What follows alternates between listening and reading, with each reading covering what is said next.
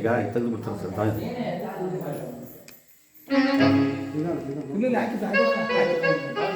ನಮ್ಮ rhythm pad ನಾಗರಾಜ್ರವ್ರಿಗೆ ಮಾಲಾರ್ಪಣೆ ಎಲ್ಲ ಚಪ್ಪಾಳೆ. ನಮ್ಮ ತಬಲಾ ಮಾಸ್ಟರು ರವೀಶ್ ಅವರು ಕೂಡ ದೇವಿರಮ್ಮನವರ ಆತ್ಮಕ್ಕೆ ಚಿರಶಾಂತಿಯನ್ನು ಕೊಡಿ ಅಂತ ಹೇಳಿ ಆ ಭಗವಂತನಲ್ಲಿ ಪ್ರಾರ್ಥನೆ ಮಾಡಿಕೊಳ್ತಾ ಈ ದಿವಸದ ಕಥಾಭಾಗ ನಲ್ಲತಂಗ ಗೊತ್ತು ಎಲ್ಲ ಬತ್ತ ತಗೊಳ್ಳಿ.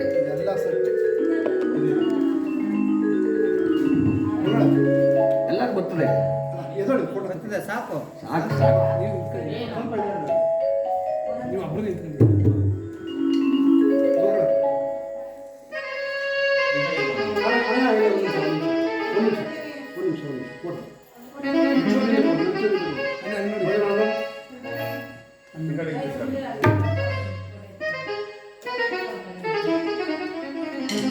ಬೆಟ್ಟದಲ್ಲಿ ನೆಲ್ಲಿಕಾಯಿ ಇರುತ್ತೆ, ಸಮುದ್ರದ ಉಪ್ಪಿರುತ್ತೆ, ಆದ್ರೂ ಕೂಡ ಸಮುದ್ರದಲ್ಲಿ ಬೆಟ್ಟದಲ್ಲಿ ಆ ಎರಡು ಸೇರಿ ಉಪ್ಪಿನಕಾಯಿ ಆಗುತ್ತೆ. ಹಾಗೆ ಈ ಕಲಾವಿದರ ಸಂಬಂಧ ಅಂದ್ರೆ ಯಾರ್ಯಾರು ಎಲ್ಲೆಲ್ಲಿಯೋ ಒಬ್ಬೊಬ್ಬರೇ ಒಂದೊಂದು ಊರಿಂದ ಬಂದು ಒಂದು ಕಡೆ ಸೇರಿ ಒಂದು ರಾತ್ರಿಯನ್ನು ನಾವೆಲ್ಲರೂ ಸಂತೋಷದಿಂದ ಪರಮಾತ್ಮನ ಸೇವೆಯಲ್ಲಿ ಕಳೆದು ಮತ್ತೆ ಇನ್ನೊಂದು ಈ ದಾಸರ ಕೆಲಸ ಹೆಂಗೆ ಅಂದ್ರೆ ಕೈಯಲ್ಲಿ ತಾಳ, ಊರೂರು ಮೇಳ, ಮನೇಲಿ ಹೆಂಡತಿ ಮಕ್ಕಳು ಗೋಳ, ಮನೆ ತೊಟ್ಟಿರ್ತಾರೆ ಅಂದ್ರೂ ನಿಲ್ಲಲ್ಲ.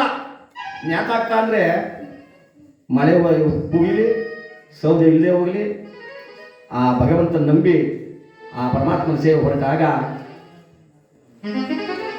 ಸರ್ವರು ಆ ಭಗವಂತನೇ ಕಾಪಾಡ್ತೀನಿ ನಂಬಿಕೆ. ಆ ನಂಬಿಕೆಯಿಂದ ಈ ಗೃಹದಲ್ಲಿ ಸರ್ವರಿಗೂ ಸನ್ಮಂಗಳ ಉಂಟು ಮಾಡಿ ಆ ಭಗವಂತ ಅಂತ ಹೇಳಿ ಈಗ ಕಥಾಭಾಗ ಕಡೆ ಬರೋಣ. ನಲ್ಲತಂಗಾ ದೇವಿ ಅಥವಾ ಶ್ರೀ ಪ್ರಭಾವ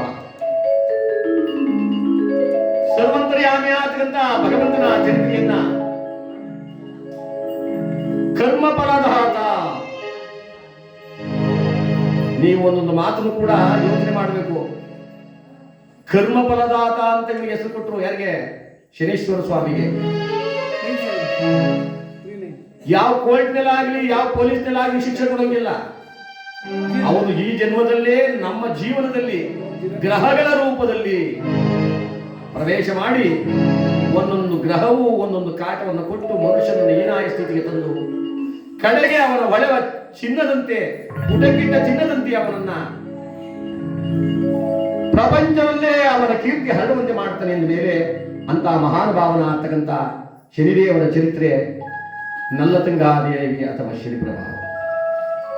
ಕಥಾಭಾವವನ್ನು ಶುರು ಮಾಡಿದ ಮುಂಚೆ ನನ್ನ ಪರಮ ಪೂಜ್ಯ ವಿದ್ಯಾ ಗುರುಗಳಾದ ದಿವಂಗತ KS ಮಹದೇವ ಶಾಸ್ತ್ರಿಗಳ ಚರಣಾರವಿಂದಕ್ಕೆ ನನ್ನ ವಂದನೆ ಅರ್ಪಿಸುತ್ತಾ ಕಥಾಭಾಗವನ್ನು ಪ್ರಾರಂಭ ಮಾಡುತ್ತಾ ಇದ್ದೇನೆ. ಶ್ರೀಮದ್ ರಮಣ ಗೋವಿಂದ. ನವಗ್ರಹಗಳ ಪಾದಕ್ಕೆ ಗೋವಿಂದ, ಶನಿದೇವರ ಪಾದಕ್ಕೆ ಗೋವಿಂದ. ಜಯ ನಮ ಪಾರ್ವತಿ ಮದೇರ ಮೇರವಪುರದೊಳು ಬಿರಿಯವ ನೆನೆಸಿದ ಪರಮ ಪುರುಷ ಹರಿಚರಿತವ ಮಾಡೆ.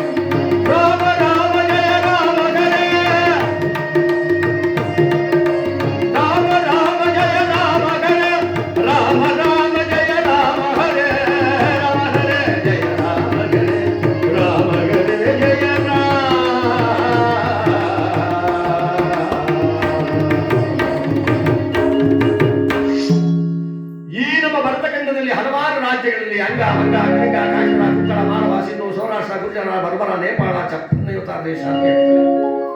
ಈ ಚಪ್ಪನ್ಯವತಾರ ದೇಶದಲ್ಲಿ ಶ್ರೇಷ್ಠವಾದ ಪಟ್ಟಣ ಅಂದ್ರೆ ತಾಮಲಿಂಗಾಪುರ.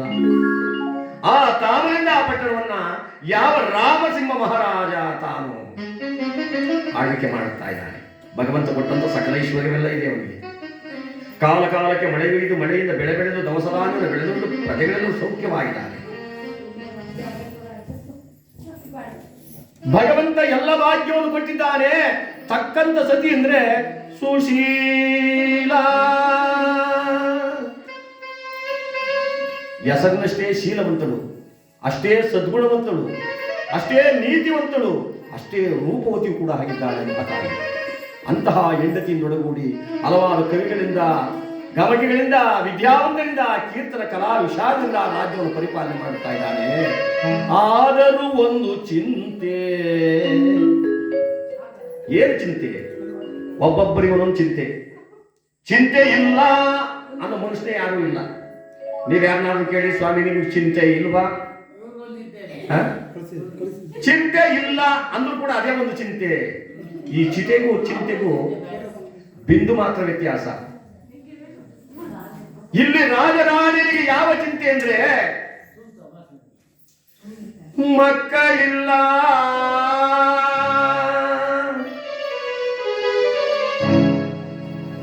ಅಪುತ್ರ ಸಿಗತಿ ನಾಸ್ತಿ ಸ್ವರ್ಗೋ ದೈವಜ ದೈವಜ ಭವೇರ್ ಮುಖ ದುಷ್ಟ ಪಶ್ಚಾತ್ತಾಪದಾನಕ ಅಂತ ಹೇಳ್ತಾರೆ. ಅಪುತ್ರವಂತನಿಗೆ ಸ್ವರ್ಗವೂ ಇಲ್ಲ, ಗತಿಯೂ ಇಲ್ಲ.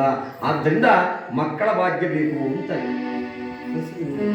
ಯಾವ ತ್ರಿಶಂಕುವನ್ನ ಮಕ್ಕಳಿಲ್ಲ ಇವನಿಗೆ ಅಂತ ಹೇಳಿ ಸ್ವರ್ಗದಿಂದ ಕೆಳಗೆ ತಳ್ಳಿಬಿಟ್ರಂತೆ. ಅಪುತ್ರವಂತನಿಗೆ ಸ್ವರ್ಗವೂ ಇಲ್ಲ, ಗತಿಯೂ ಇಲ್ಲ ಅಂದ ಮೇಲೆ ಅದಕ್ಕೋಸ್ಕರ ಮಕ್ಕಳು ಬೇಕು. ಒಂದ್ ಕಡೆ ಕವಿ ಹೇಳ್ತಾನೆ, ಮಕ್ಕಳೇ ಮನೆಗೆ ಬಂಗಾರ, ದೇವರೇ ಗುಡಿಗೆ ಅಲಂಕಾರ.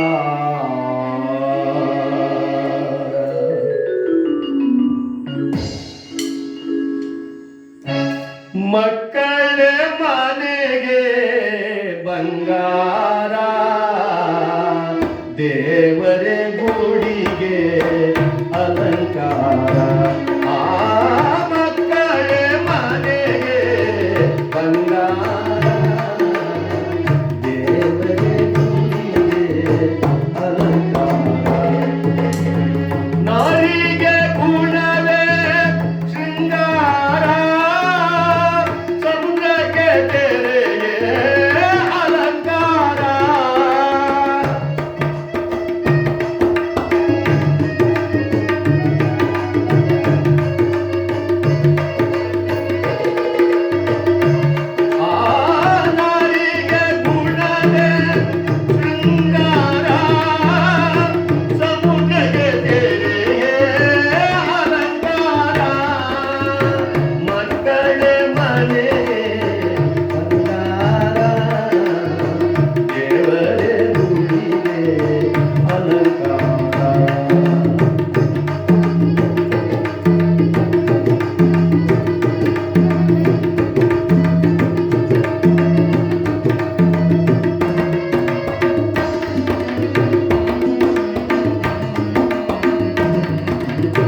ಭೂಮಿಗೆ ಹಸಿರೆ ಶೃಂಗಾರ, ಗಗನಕ್ಕೆ ಚಂದ್ರನೇ ಅಲಂಕಾರ.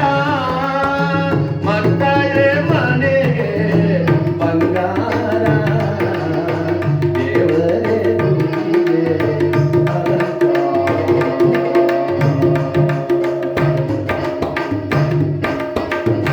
ಮಕ್ಕಳಿದ್ರೆ ಮನೇಲಿ ಬಂಗಾರ ಇದ್ದವನಿಗೆ. ಬಂಗಾರ ಇದ್ರು ಭಯ, ಗಾಳಿ ಬಿಟ್ಟು ಕಿಟಕಿ ಲಟ್ಟದು, ಯಪ್ಪ ಕಳ್ಳ ಕಣೋ, ನಾನು ಮಡಗಿದ್ ನೋಡ್ಕೊಂಡವನು ಅದಕ್ಕೆ ಬಂದವನೇ, ಭಯ ಬಂಗಾರ ಇದ್ರೆ.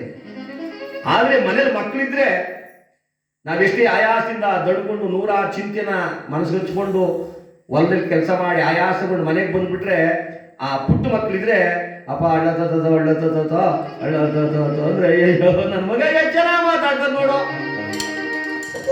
ಆ ಎಲ್ಲ ಆಯಾಸವನ್ನು ಕೂಡ ಆ ಮಗು ಕಳೆಯುತ್ತೆ ಅಂದ ಮೇಲೆ ಅದಕ್ಕೆ ಕವಿ ಹೇಳ್ತಾನೆ, ಮಕ್ಕಳೇ ಮನೆಗೆ ಬಂಗಾರ, ದೇವರೇ ಗುಡಿಗೆ ಅಲಂಕಾರ, ನಾಡಿಗೆ ಗುಣವೇ ಶೃಂಗಾರ.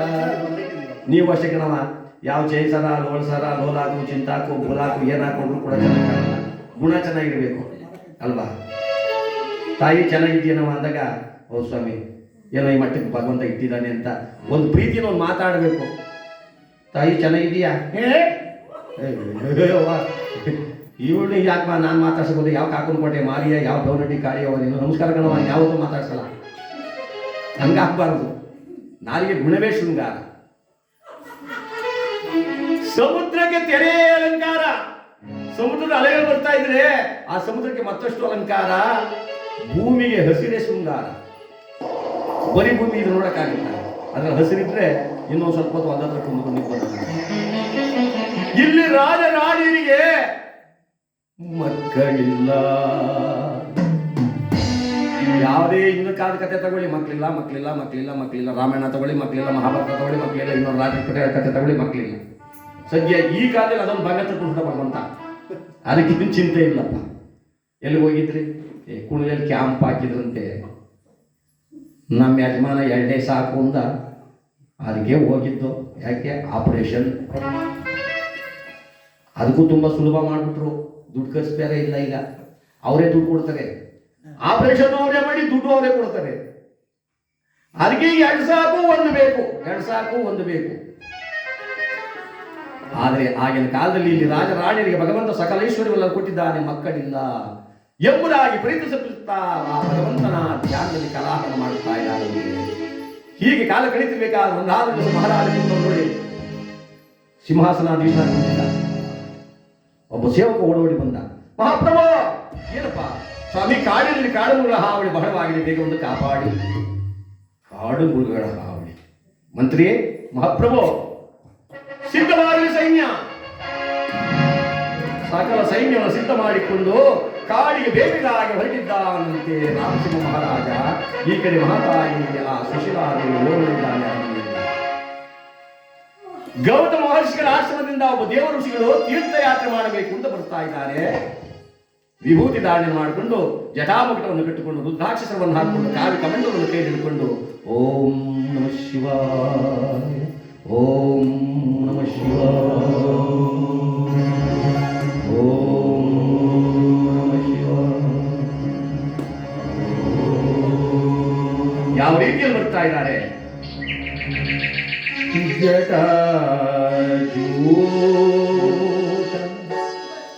ಗಂಗಾ ಮಗುಡ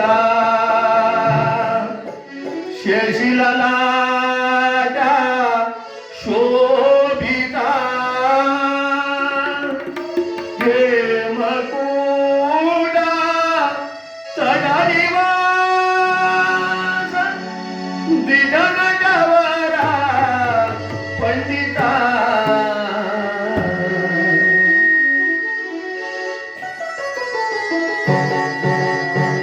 ಜಟಾಜೂಟ ಗಂಗಾ ಮಕುಟ ಶಶಿಲಲಾಟ ಶೋಭಿತ ಜಟಾಜೂಟ ಗಂಗಾ ಮಕುಟ ಶಶಿಲಲಾಟ ಶೋಭಿತ ಹೇಮಕೂಟ ತಡನಿವಾಸ ದಿನಗಡವರ ಪಂಡಿತ ಜಟಾಜೂಟ.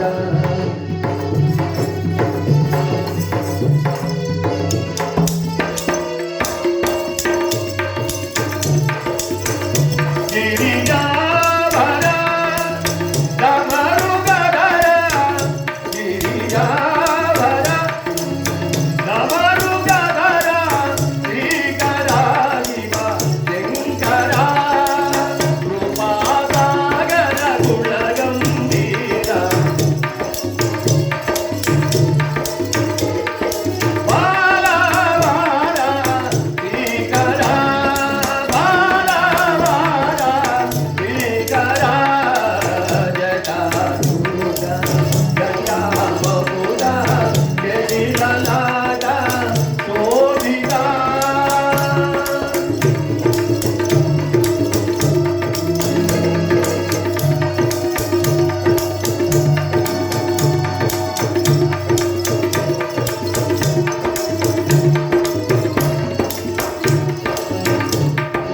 ವಸುಮತೀಶ ಪಶುಪತೇಶ ನರ ಜನ ಪರಿಪಾಲಿತ ಭೋಜನಾಶ ಹೇ ಮಹೇಶ ಪಾಶರಹಿತ ಪಾಲಿತ ತ್ರಿಭುವನ ಪರಿಪಾಲಕ ತ್ರಿಪುರಾಸುರಾಂತಕ ತ್ರಿನೇತ್ರಧರ ತ್ರಿಶೂಲಧರ ತ್ರಿಪುಂಡ್ರಧರ ಶಂಕರ ತ್ರಿನೇತ್ರಧರ ತ್ರಿಶೂಲಧರ ತ್ರಿಪುಂಡ್ರಧರ ಶಂಕರ ಜಗದೂತ ಗಂಗಾ ಮಧುರ ಶಶಿಲಲಾಟ ಶೋಭಿತ ಅರಗರ ಮಗಾದೇವ ಶಂಭೋ. ಓಂ ನಮಃ ಶಿವಾಯ, ಓಂ ನಮಃ ಶಿವಾಯ, ಓಂ ನಮಃ ಶಿವಾಯ ಅಂತ ಬರ್ತಾರೆ. ದಾರಿಯಲ್ಲಿ ಬರ್ತಿರುವಾಗ ಕತ್ತೆತ್ತು ನೋಡ್ತಾರಂತೆ. ಕಡು ಬಿಸಿಲಿನ ತಾಪ, ಚಡಬಡಿಸ್ತಾ ಇದೆ ಬಿಸಿಲು. ಮಧ್ಯಾಹ್ನ ಸಮಯ, ಬಾಯಾರಿಗೆ ಶುರುವಾಯಿತು ಮಹರ್ಷಿಗಳಿಗೆ. ಕತ್ತೆತ್ತಿ ನೋಡದಂತೆ ಮುಂದೆ ಯಾವುದೋ ಪಟ್ಟಣ ಕಾಣ ಹೋಗಿದೆ. ಅಲ್ಲಿ ಹೋಗಿ ಈ ಬಾಯಾರಿಗೆ ನೀಗಿಸಿಕೊಂಡು ಭೋಜನ ಮುಗಿಸಿಕೊಂಡು ಮುಂದಕ್ಕೆ ಪ್ರಯಾಣ ಮಾಡೋಣ ಎಂಬುದಾಗಿ ಹೇಳಿ ಆ ತಾಮನಿಂದ ಪಟ್ಟಣದ ದ್ವಾರ ಬಾಗಿಲಿಗೆ ಬಂದು ಅರಮನೆ ಮುಂಭಾಗಕ್ಕೆ ಬಂದಂತ ಮಹರ್ಷಿಗಳು ಕೂಗ್ತಾ ಇದ್ದಾರೆ.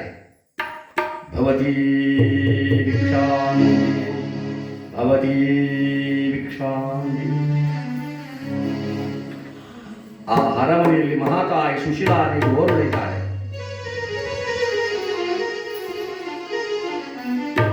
ಶಬ್ದ ಕೇಳಿ ಬೆಳಲಿ ಓಡೋಡಿ ಬಂದರಂತೆ ಅರಮನೆಯ ಬಾಗಿಲಿಗೆ ನಿಂತು ನೋಡ್ತಾಳೆ. ಬಾಗಿಲಲ್ಲಿ ನಿಂತಿದ್ದ ಮಹರ್ಷಿಗಳನ್ನ ಕಂಡು ಕೈ ಜೋಡಿಸಿ ಮುಗಿತಾ ಇದ್ದಾಳೆ. ಜೈ ಗುರು, ದಯಮಾಡಿಸಿ ಗುರುಗಳೇ, ದಯಮಾಡಿಸಿ. ಅಮ್ಮ, ಅರಮನೆಯಲ್ಲಿ ಯಾರಿದ್ದಾರೆ? ಸ್ವಾಮಿ, ಸಖಿಯರು ನನ್ನನ್ನು ಬಿಟ್ಟು ವಿನಃ ಮತ್ತೆ ಯಾರು ಇಲ್ಲ. ತಾಯಿ, ಪತಿಯಿಲ್ಲದೆಡೆಯಲ್ಲಿ ಸತಿಯೋರ್ವಲಿರುವಲ್ಲಿ ಯತಿದಾನು ಬರಬಾರದಮ್ಮ.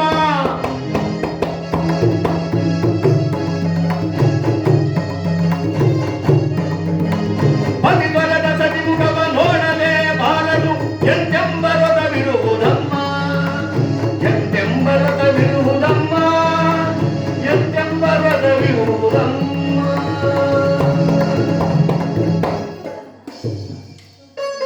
ಪತಿ ಇಲ್ಲದೆಡೆಯಲ್ಲಿ, ಆ ಪತಿ ಇಲ್ಲತಕ್ಕಂಥ ಸಮಯದಲ್ಲಿ ಸತಿ ಓರ್ವಳೆ ಇರುವಲ್ಲಿ ನಮ್ಮಂತ ಯತಿಗಳು ಒಳಗಡೆ ಬರಬಾರ್ದಮ್ಮ. ಗುರುಗಳೇ, ನಿಮ್ಮಂತವರ ಪಾದ ಸೇವೆಯನ್ನು ಮಾಡಿ ಪುನೀತರಾಗಬೇಕು ಅಂತ ಕಾಯುತ್ತಿರುವಾಗ ಸಂಕೋಚನೆ, ಅನುಮಾನವೇ, ಬನ್ನಿ ನಮಃ ಶಿವಾಯ ಅಂತ ಹೊರಗಡೆ ಮಾಡಿಸಿದ್ದಾರೆ. ಉಚಿತವಾದ ಒಂದು ಆಸನದಲ್ಲಿ ಕುಳ್ಳಿರಿಸಿದ್ದಾರೆ ಮಹಾತಾಯಿ. ಸ್ವಾಮಿ, ಈ ಪಾವಳಿ ಏನಾಗಬೇಕು? ಅಮ್ಮ, ನಾನು ಗೌತಮ ಮಹರ್ಷಿಗಳ ಆಶ್ರಮದಿಂದ ಬಂದೆ. ದಾರಿಯಲ್ಲಿ ಬರ್ತಿರುವಾಗ ಹಸಿವು ಬಾಯಾರಿಗೆ ನನ್ನನ್ನು ಕಾಡಲಾರಂಭಿಸು. ಅದಕ್ಕೋಸ್ಕರ ಇಲ್ಲಿ ಭೋಜನ ಮಾಡೋಣ ಅಂತ ಇಲ್ಲಿಗೆ ಬಂದೆ. ನನಗೆ ಭೋಜನವಾಗಬೇಕು. ಇಷ್ಟೇ ತಾನೆ ಸ್ವಾಮಿ. ಇದೋ ಅಡಿಯನ್ನು ಸಿದ್ಧಪಡಿಸ್ತೀನಿ ಅಂತ ಹೋಗಿ ಅಡಿಯನ್ನು ಸಿದ್ಧ ಮಾಡಿದ್ದಾಳೆ ಮಹಾತಾಯಿ ಆ ಸುಶೀಲಾದೇವಿ. ಎಲೆಯನ್ನು ಮುಂದಿಟ್ಟು ಅನ್ನವನ್ನು ತಂದು ಬಡಿಸಿದ್ದಾಳೆ. ಮಹರ್ಷಿಗಳು ಕೈಕಾಲು ತೊಳೆದುಕೊಂಡು ಊಟಕ್ಕೆ ಕುಳಿತುಕೊಂಡರು. ಇನ್ನೇನು ಅನ್ನದ ಮೇಲೆ ಕೈ ಇಟ್ಟು ಊಟ ಮಾಡಬೇಕು. ಆ ಸುಶೀಲಾದೇವಿಯ ಮುಖವನ್ನೇ ನೋಡ್ತಾರೆ. ಹೀಗೆ ಸ್ವಾಮಿ, ಅಡಿಗೆ ಚೆನ್ನಾಗಿಲ್ಲವೇ? ಹಾಗೇನಿಲ್ಲಮ್ಮ. ಅಥವಾ ನನ್ನಿಂದ ಏನಾದರೂ ಅಪರಾಧವಾಯಿತೆ? ಇಲ್ಲ ತಾಯಿ, ಊಟ ಮಾಡಿ ಸ್ವಾಮಿ. ಅಮ್ಮ, ನನ್ನದೊಂದು ಕಟ್ಟಳೆ, ನಿಮ್ಮ ಕಟ್ಟಳೆ ಕೇಳಿ ಸ್ವಾಮಿ. ಏನಾಗಬೇಕು? ಕರೆಸಮ್ಮ ಬಾಲಾರ ಅರಸುವೆನೋ ನಾನು, ಕರೆಸಮ್ಮ ಬಾಲಾರ ಅರಸಿ ಮುದ್ದಾಡಿ ಆನಂದ ಮಾಡಿ ಅಮ್ಮ.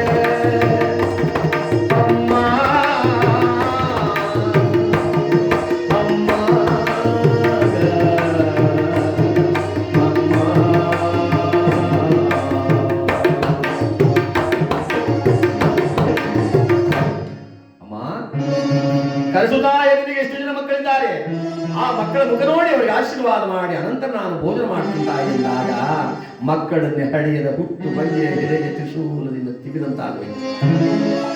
ಸ್ವರಗಿದ ಬಾಳೆ ಕಂಬದಂತೆ ನಿಂತಿದ್ದಂತ ಮಹಾರಾಣಿ ಹಾಗೆ ಕೂಸಿದು ದೊಪ್ಪಲು ಬಿದ್ದು ಇವನೇ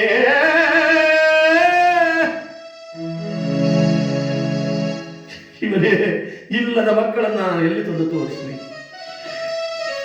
ಯಾವ ಜನ್ಮದಲ್ಲಿ ಯಾರ ಮಕ್ಕಳಿಗೆ ವಿಷವನ್ನು ಹಾಕಿ ಕೊಂದಿದ್ದನು? ಯಾವ ಜನ್ಮದಲ್ಲಿ ಯಾರ ಮಕ್ಕಳನ್ನ ತಂದೆ ತಾಯಿಗಳಿಂದ ಬೇರ್ಪಡಿಸಿದ್ದನೋ? ಯಾವ ಜನ್ಮದಲ್ಲಿ ಯಾರ ಮಕ್ಕಳಿಗೆ ಏನು ಅನ್ಯಾಯವನ್ನೆಸಗಿದನೋ? ಭಗವಂತ ಈ ಜನ್ಮದಲ್ಲಿ ನನಗೆ ಮಕ್ಕಳ ಭಾಗ್ಯ ಕೊಟ್ಟಿಲ್ಲ. ಅವ ಮಕ್ಕಳನ್ನು ಎತ್ತಿ ಹಾಡಿಸಿ ಮುತ್ತಿಡುವ ಭಾಗ್ಯ ನಾನು ತಂದಿಲ್ಲ ಸ್ವಾಮಿ. ನಾನು ಮಕ್ಕಳಿಲ್ಲದ ಬಂಜೆ. ಊಟ ಮಾಡಿ ಭೋಜನಕ್ಕಾಗಿ ಕುಳಿತಿದ್ದಂತ ಮಹರ್ಷಿಗಳು ಥಟ್ಟಿನಾಕೊಂಡು, ಮಕ್ಕಳಿಲ್ಲದ ನಿನ್ನ ಮುಖ ನೋಡಿದ ಅಕ್ಷರಕ್ಕೆ ದೋಷ ಪ್ರಾಪ್ತವಾಗಿದೆ. ಇಂತಹದ್ದಲ್ಲಿ ನಿನ್ನ ಕೈಲಿ ಭೋಜನ ಮಾಡುವುದುಂಟೆ? ಕುಳಿತಿದ್ದ ಮಹರ್ಷಿಗಳು ಮೇಲಕ್ಕೆದ್ದವರು ದಡ ದಡ ದಡ ದಡ.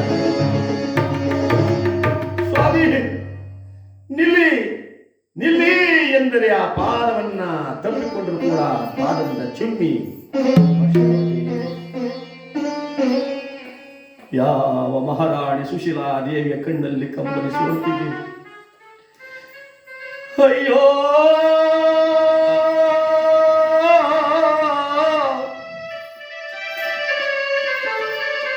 ಶಿವನೇ,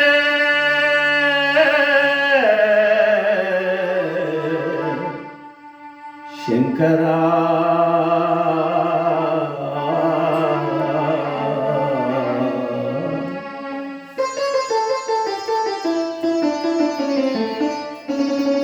ಬಂಜೆಯು ನಾನಾದೆ ಕ್ಷಿತಿಯೊಳು ಬರುತ್ತೇಕೆ, ಬಂಜೆಯು ನಾನಾದೆ ಕ್ಷಿತಿಯೊಳು ಬರುತ್ತೇಕೆ, ಪಾರು ಮಾಡಯ್ಯ ಶಿವನೇ ಈ ಪಾಪಿಯ ಈ ಗೋಳರು.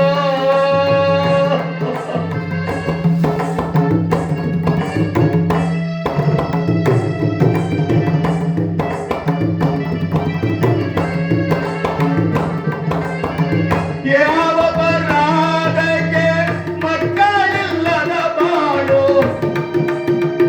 ಇವರೇ.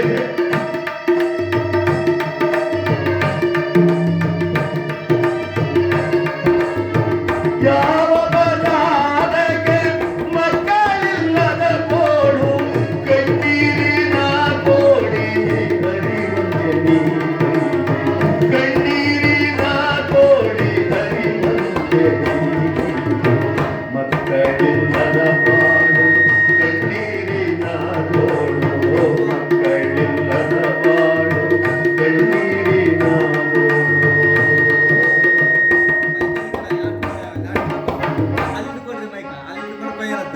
ಮಕ್ಕಳಿಲ್ಲದ ಬಾಳು ಜಗತ್ತಿನಲ್ಲಿ ಕಣ್ಣೀರಿನ ಗೋಳು. ಈ ಬಾಳನ್ನು ನನಗೆ ಕೊಟ್ಟಿಯ ಪರಮಾತ್ಮ ಅಂತ ಹೇಳಿ ಮಂಚದ ಮೇಲೆ ಹೋಗಿ ಮಗಾಡಿಯ ಮಲಗಿಬಿಟ್ಲು. ಕಣ್ಣಲ್ಲಿ ಕಣ್ಣೀರು ಸೋರುತ್ತಿದೆ. ಮಹಾರಾಜ ಯುದ್ಧವನ್ನು ಬೇಗನೆ ಮುಗಿಸಿಕೊಂಡು ಬರ್ತಾ ಇದ್ದಾನಂತೆ.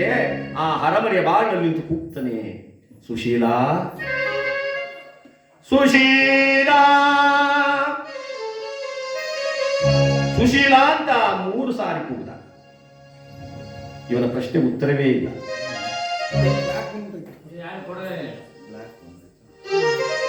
ಆ ಅರಮನೆ ಒಳಗಡೆ ಬರ್ತಾನೆ, ಎಲ್ಲಿಯೂ ಕಾಣ್ತಾ ಇಲ್ಲ. ಅಡಿಗೆ ಗೃಹದ ಕಡೆ ನೋಡ್ದ, ಅಲ್ಲಿಯೂ ಇಲ್ಲ. ಸ್ನಾನ ಗೃಹದ ಕಡೆ ನೋಡ್ದ, ಅಲ್ಲಿಯೂ ಇಲ್ಲ. ದೇವರ ಮಂದಿರವ ನೋಡಿದ ರಾಜ ಶೋಕಾಗೃಹದ ಕಡೆಗೆ ಬಂದ. ಶೋಕಾಗೃಹ ಅಂದ್ರೆ ಅಳೋ ಗೃಹ. ದುಃಖ ಬಂದಾಗ, ಸಂಕಟಕ್ಕೀಡಾದಾಗ, ತೊಂದರೆಯಾದಾಗ ರಾಜರು ಕುಳಿತು ಆ ಚಿಂತೆ ಮಾಡ್ತಕ್ಕಂಥ ಗೃಹ, ಅದಕ್ಕೆ ಶೋಕಾಗೃಹ ಅಂತ ಹೆಸರು. ಅದು ಆಗಿನ ಕಾಲದ ಮಾತು. ಈಗಿನ ಕಾಲದಲ್ಲಿ ನಾವೆಲ್ಲ ಗೃಹನೂ ಒಂದೇ ಕಟ್ಟಿಬಿಡ್ತೀವಿ. ಯಾಕೆಂದ್ರೆ ಜಾಗದ ಭಾವ ಜಾಸ್ತಿ. ಈ ಹಳ್ಳಿಲಿ ಕೇಳಿದ್ರು 5 ಲಕ್ಷ ಅಂತಾರೆ. ಇನ್ನು ಬೆಂಗಳೂರಲ್ಲಿ ಮಾತಾಡ್ಸಂಗಿಲ್ಲ, 50 ಲಕ್ಷ 1 ಕೋಟಿ ಅಂತ ಅಡಿ ಲೆಕ್ಕ. ಕುಂಟೆ ಲೆಕ್ಕ ಎಕರೆ ಲೆಕ್ಕ ಇಲ್ಲ. ಹೀಗಿರುವಾಗ ಇತ್ತ ಕಾಲು ಹಿಡ್ಕೊಂಡ್ರೆ ದೇವ್ರ ಮನೆ, ಬಲಗಡೆ ತಿರುಗಿಕೊಂಡ್ರೆ ಸ್ನಾನ ಮನೆ, ಎಡಗಡೆ ತಿರುಗಿಕೊಂಡ್ರೆ ಅಡುಗೆ ಮನೆ, ಎಲ್ಲಾಗೂ ಒಂದೇ ತಲೆಯ.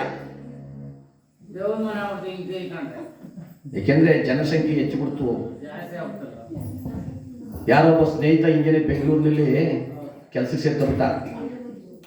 ಇಲ್ಲಿ ಹಳ್ಳಿಲಿದ್ದಲ್ಲ ಹಳೆ ಸ್ನೇಹಿತ, ಇವನು ಒಂದು 5-6 ವರ್ಷ ಆದ್ಮೇಲೆ ಅಲ್ಲಿ ಸಿಕ್ಬಿಟ್ಟ ಇವನಿಗೆ. ಎಲ್ಲಿ? ಬಸ್ ಸ್ಟ್ಯಾಂಡ್ ಅಲ್ಲಿ. ಒಬ್ರು ಸ್ನೇಹಿತ ಸಿಕ್ಕರು ಬಿಡಕ್ಕಾದತ್ತೋ? ನೀನು ಅಪರೂಪಕ್ಕೆ ಸಿಕ್ಕಿದೀಯಾ, ನಮ್ಮ ಮನೆಗೆ ಬರಲೇಬೇಕು. ಅವತ್ತೇನೋ ಬಾಬಾ ಇವನಿಗೆ ಏನೋ ತುಂಬಾ ಕಷ್ಟ ಇತ್ತು. ಇಲ್ಲ ಕಣೆ, ನಾನು ಇವತ್ತು ಬರೋಕ್ಕಾಗಲ್ಲ, ಇನ್ನೊಂದು ದಿವಸ ನಾನು ಗ್ಯಾರಂಟಿ ಬರ್ತೀನಿ, ಅಡ್ರೆಸ್ ಹೇಳು ಅಂದ. ಇವತ್ತು ಕರ್ಕೊಂಡು ಹೋಗೋದೇ ಕಷ್ಟ, ಇನ್ನು ನಾಳೆ ಕರ್ಕೊಂಡು ಹೋಗೋದು ನಿಜವೇ? ವಿಧಾನಸೌಧ ಐತಲ್ಲ, ಆ ವಿಧಾನಸೌಧದಿಂದ ಹಂಗೆ ಮುಂದಕ್ಕೆ ಹೋದ್ರೆ ಒಂದು ಕೆಂಪು ಬಿಲ್ಡಿಂಗ್ ಅಂತ ನೋಡು. ಓಹೋ, ಇದು ನ್ಯಾಯಾಲಯ. ಹಂಗೆ ಒಂದು 2 ಕಿಲೋಮೀಟರ್ ಮುಂದಕ್ಕೆ ಬಾ ಡೌನ್ಗೆ, ಅದೊಂದು ದೊಡ್ಡ ಬಿಲ್ಡಿಂಗ್ 3 ಅಂತಸ್ತದೆ. ಆ 3 ಅಂತಸ್ತು ಬಿಲ್ಡಿಂಗ್ ಬಿಟ್ಟು ಸ್ವಲ್ಪ ಬಂದ್ರೆ ಅಲ್ಲಿ ಗಲ್ಲಿ ಒಳಗೆ ಹೋದ್ರೆ ಒಂದು ಚಿಕ್ಕ ಮನೆ ಇದೆ. ಆ ಚಿಕ್ಕ ಮನೆಯಿಂದ ಒಂದು ಪುಟ್ ಗುಡಿಸ್ತದೆ, ಅಲ್ಲೇ ಕಣ ನಾನು ಇರೋದು ಅಂತ. ಇವನಿಗೆ ತಲೆ ಕೆಟ್ಟೋಯ್ತು. ಇವನೇ ನನ್ನ ಬೊರ್ರ ಕೇಳ್ತಾವನೋ, ಇಲ್ಲ ಇವತ್ತಿಗೆ ಸಂಬಂಧ ಮುಗಿದೋಗಿಸ್ತಾ ಇರ್ತಾನ ಅಂತ ಹೇಳ್ತಾವನು ಅಂತ. ಹಾಗಾಗಬಾರದು. ಇಲ್ಲಿ ಯಾವ ಶೋಕಾಗೃಹದಲ್ಲಿ ಮಹಾರಾಣಿ ಸುಶೀಲಾದೇವಿ ಮಗಾಡಿಯಾಗಿ ಮಲಗಿದ್ದಾಳೆ, ಕಣ್ಣಲ್ಲಿ ಕಣ್ಣೀರು ಸೋರುತ್ತಿದೆ. ಮಹಾರಾಜ ಬಂದು ನೋಡಿಬಿಟ್ಟ. ಸತಿಯ ಕಣ್ಣಲ್ಲಿ ಸುರಿಯುತ್ತಿರುವ ಕಣ್ಣೀರನ್ನು ಕಂಡು ಹೇಳಿದ, ದೇವಿ ಏನು ನನ್ನ ಕಣ್ಣೊಳಗೆ ಕಣ್ಣೀರು? ಯಾವನಿಂದ ಬಂದು ನಿಮಗೆ ಕಣ್ಣೀರು ಹೇಳುವ? ಅವನಿಂದನಾಗಲಿ, ಚಂದ್ರನಾಗಲಿ, ಭುವನೈಗೆ ಬ್ರಹ್ಮಾಂಡನಾಗಲಿ ಎಲ್ಲವನ್ನ ನರನರನ್ನ ಹೇಳ್ತಂದು ಈ ಭೂಮಂಡಲ ಪರ್ಯಂತವರು ನನ್ನ ದೇವತೆಗಳ ಅವತರವನ್ನು ಕೊಟ್ಟು ಹೇಗೆ ದೇವಿ? ಮಂಚದ ಮೇಲೆ ಬೆಳಗಿದ್ದ ಮಹಾರಾಣಿ ಮೇಲೆದ್ದು ಪತಿಯ ಪಾದವನ್ನು ತಪ್ಪಿಕೊಂಡು ಹೇಳ್ತಾಳೆ, ಮಾನವ ಕೊಟ್ಟ ಕಷ್ಟವಿದಲ್ಲ, ದೈವ ಕೊಟ್ಟ ಭಾಗ್ಯ ಸ್ವಾಮಿ, ಸ್ವಾಮಿ, ಸ್ವಾಮಿ. ನೆರೆಹೊರೆಯವರಾಗಲಿ, ಅಕ್ಕಪಕ್ಕದವರಾಗಲಿ, ನಮ್ಮ ಬಂಧು ಬೆಳಗದವರಾಗಲಿ, ನಮ್ಮ ಹಿತೈಷಿಗಳಾಗಲಿ, ನಮಗೆ ಯಾರು ಏನು ಕಷ್ಟ ಕೊಟ್ಟಿಲ್ಲ. ಆ ದೈವ ಕೊಟ್ಟ ಭಾಗ್ಯ ಅಂದರೆ ನಿನ್ನ ಮಾತಿನ ಅರ್ಥ ಸರಸಿ ಇಲ್ಲದ ಕೊಳ, ಮಧುರವಿಲ್ಲದ ಪುಷ್ಪ, ಸೂರ್ಯನಿಲ್ಲದ ಗಗನ, ಆರ್ಯರಿಲ್ಲದ ನಗರ, ಮಕ್ಕಳಿಲ್ಲದ ಮನೆ, ಹಾಳು ಸ್ಮಶಾನವಲ್ಲವೇ, ಹಾಳು ಸ್ಮಶಾನವಲ್ಲವೇ. ಮಹಾರಾಜ ರೋಷದಿಂದವನು ಹಾಗೆ ಸುಮ್ಮನಾಗ್ಬಿಟ್ಟ. ನಿಜ ದೇವಿ, ನೀನು ಆಡುತ್ತಿರುವ ಮಾತು ಸತ್ಯ. ಮಕ್ಕಳಿಲ್ಲದ ಮನೆ ಹಾಳು ಸ್ಮಶಾನಕ್ಕಿಂತಲೂ ಹೀನವಾದ್ದು. ನಿಜ ಸ್ವಾಮಿ, ಈ ದಿವಸ ನಾನು ಅರಮನೆಯಲ್ಲಿದ್ದಾಗ ಒಬ್ಬ ದೇವ ಋಷಿಗಳು ಭೋಜನವಾಗಬೇಕು ಅಂತ ಬಂದು ಅಡಿಗೆನ ಸಿದ್ಧ ಮಾಡಿ ಅವರ ಮುಂದಿಟ್ಟೆ. ಪಾಪಿಯಾದ ನನ್ನ ಮುಖ ನೋಡಿ, ಕನಸುತ್ತಾಯ, ನಿನಗೆ ಎಷ್ಟು ಜನ ಮಕ್ಕಳಿದ್ದಾರೆ, ಅವರಿಗೆ ಆಶೀರ್ವಾದ ಮಾಡ್ತೀನಿ. ಇನ್ನು ಇಲ್ಲದ ಮಕ್ಕಳನ್ನು ಎಲ್ಲಿ ತಂದು ತೋರಿಸಲಿ? ಯಾರ ಮಕ್ಕಳನ್ನ ಎಳೆತಂದು ಅವರ ಮುಂದೆ ನಿಲ್ಲಿಸಲಿ ಸ್ವಾಮಿ. ಮಕ್ಕಳಿಲ್ಲ ಎನ್ನ ಒಡನೆಯೇ ಇಟ್ಟಿದ್ದ ಅನ್ನವನ್ನು ಊಟ ಮಾಡಿದೆ. ಸ್ವಾಮಿ, ನಿನ್ನ ಮುಖವನ್ನು ನೋಡಿದ್ದಕ್ಕೆ ನನಗೆ ದೋಷ ಪ್ರಾಪ್ತವಾಯಿತು ಅಂತ ಹೇಳಿ ಊಟ ಮಾಡಲು ಎದ್ದು ಹೊರಟೇ ಹೋದರು ಸ್ವಾಮಿ. ಹೆಣ್ಣ ಹುಟ್ಟಿದ ಮೇಲೆ ಒಂದು ಮಗುವಿಗೆ ತಾಯಿ ಆಗಬೇಕು, ಗಿರಿಯ ಹುಟ್ಟಿದ ಮೇಲೆ ಒಂದು ಮರಕ್ಕೆ ಆಶಯವಾಗಿರಬೇಕು, ಮರವಾ ಹುಟ್ಟಿದ ಮೇಲೆ ಹಣ್ಣು ಕಾಯಿನ ಬಿಟ್ಟಿರಬೇಕು. ಇದು ಪ್ರಕೃತಿ ನಿಯಮವಲ್ಲವೇ? ಪ್ರಕೃತಿ ನಿಯಮವಲ್ಲವೇ? ನಿಜ ದೇವಿ, ನಿಜ. ದುಃಖ ಪಡಬೇಡ. ನಮ್ಮ ಮನೆ ದೇವರ ಆಗ್ತಕ್ಕಂಥ ಭಗವಂತನನ್ನ, ಶಿವನನ್ನ ನಾವು ಪ್ರಾರ್ಥನೆ ಮಾಡಿಕೊಂಡು ಪುತ್ರ ಸಂತಾನ ಭಾಗ್ಯವನ್ನು ಪಡ್ಕೊಳ್ಳೋಣ. ನಡೆ ಹೆಂಡತಿ ಕಣ್ಣೀರನ್ನು ಹೊರಿಸಿ ಸಂತೈಸಿ ಯಾವ ರಾಮಸಿಂಹ ಮಹಾರಾಜ ರಾಜರ ಆಡಳಿತರು ಕೂಡ ಚಿದಂಬರ